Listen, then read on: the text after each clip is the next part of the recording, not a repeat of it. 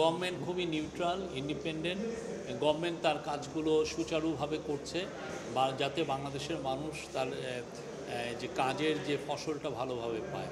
এখানে কে আমরা আপনি অনেকেই তো অনেক কথা বলে, আজকে আমরা এর কাছ থেকে শুনি আমরা এই পার্টিকে ফেভার করছি, আর একটা পার্টি করে না আপনারা না ওই পার্টিকে ফলোচ্ছে। এটাতে বোঝা যায় যে আসলে আমরা নিউট্রাল জায়গায় আছি, আমাদের এই জায়গাটায় আমরা ইয়ে করছি না। আপনি এমন দেখেন না, জাতীয় স্বার্থের ক্ষেত্রে আমরা আমাদের একটা অবস্থান নিচ্ছি যে সমস্ত জায়গায়।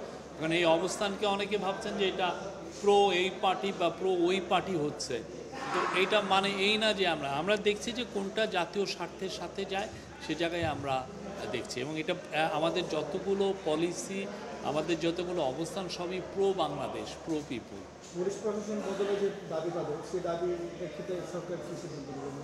আমরা পুলিশ প্রশাসন তো ধরেন যেই জায়গায় নিয়ে গিয়েছিল, এটা তো ভয়ঙ্কর রূপে একটা মানে মানুষের বিরুদ্ধে পুলিশ প্রশাসনকে দাঁড় করিয়েছিল আগের গভর্নমেন্ট। তা আমরা চাচ্ছি যে পুলিশ প্রশাসন তার কাজগুলো পলিটিক্যাল ইন্টারফিয়ারেন্স ছাড়া যাতে কাজ করতে পারে সেই জায়গাটা নেয়া, তাদের মধ্যে এনাফ কনফিডেন্স বিল করা, যারা যেন আইন শৃঙ্খলা পরিস্থিতি সে তার চিন্তা দিয়ে এবং ইন্টারন্যাশনাল যেগুলো নর্মস আছে সেগুলো মেনটেন করে যেন এইগুলো কাজগুলো করতে পারে।